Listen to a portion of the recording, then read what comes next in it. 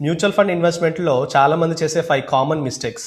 Number 1, investing without a proper goal. యూట్యూబ్లోనో friend అని ఇంకెవరో చెప్పారని ఒక ప్రాపర్ ప్లానింగ్ అండ్ టార్గెట్ లేకుండా సిప్లో ఇన్వెస్ట్ చేస్తూ ఉంటారు. లైక్ ఎంత అమౌంట్ ఇన్వెస్ట్ చేయాలి, లేదంటే ఎంత టైం పీరియడ్ పాటు హోల్డ్ చేయాలి అంటే సో దీనికోసం ఒక ప్రాపర్ ప్లానింగ్ అంటూ పెట్టుకోవడం చాలా important. Retirement purpose, house construction కోసమనో, ఫ్యూచర్లో చిల్డ్రన్ ఎడ్యుకేషన్ కోసం ఇలా ఒక ప్రాపర్ ప్లానింగ్ పెట్టుకుంటే మధ్యలోనే ఆపేసే ఛాన్సెస్ తక్కువ ఉంటాయి. Number 2, chasing past returns. ఒక ఫండ్ యొక్క లాస్ట్ 2 to 3 years రిటర్న్ చూసి అదే రిటర్న్స్ వచ్చేస్తాయని ఇన్వెస్ట్ చేయడం అనేది చాలా పెద్ద పొరపాటు. ఫలితంగా ఆ ఫండ్లో ఎక్స్పెక్ట్ చేసిన రిటర్న్ రాలేదని వేరే ఫండ్కి జంప్ అవటం, ఇలా ఫ్రీక్వెంట్గా పోర్ట్ఫోలియో చర్న్ చేయడం వల్ల డిసప్పాయింట్ అవుతూ ఉంటారు. Number 3, not understanding the risk and fund type.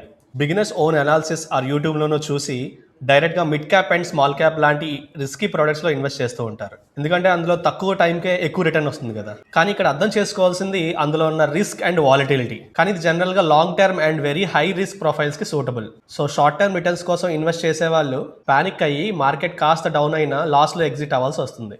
Number 4, stopping SIP during market corrections. SIP start చేస్తారు, మార్కెట్ కాస్త కరెక్ట్ అవడంతో పోర్ట్ఫోలియోలో లాస్ కనిపిస్తుంది. సో ఇలాంటప్పుడే చాలామంది ప్యానిక్లో సిప్ని ఆపేస్తారు. కానీ డౌన్ మార్కెట్లోనే సిప్కి మంచి ఆపర్చునిటీ దొరుకుతుంది, ఎందుకంటే మంచి కాంపౌండింగ్ బెనిఫిట్ ఈ పీరియడ్లో ఉంటుంది కాబట్టి. Number 5, ignoring cost and taxes. ప్రతి ఫండ్కి expense ratio or exit load అంటూ ఉంటుంది. ఈ పారామీటర్ని కన్సిడర్ చేస్తూ ఫండ్ని చూస్ చేసుకోవడం చాలా మంచిది. ఎక్స్పెన్స్ రేషియో అంటే సింపుల్గా చెప్పాలంటే ఫండ్ మేనేజ్మెంట్ కంపెనీకి ఆ ఫండ్ని మేనేజ్ చేయడం కోసం కొంత ఖర్చు అవుతూ ఉంటుంది. దాన్ని మన రిటర్న్లో కొంత భాగాన్ని వాళ్ళు ఛార్జ్ చేస్తారనమాట. సో అది ఒక్కొక్క కంపెనీ ఒక్కొక్కలా ఛార్జ్ చేస్తూ ఉంటుంది.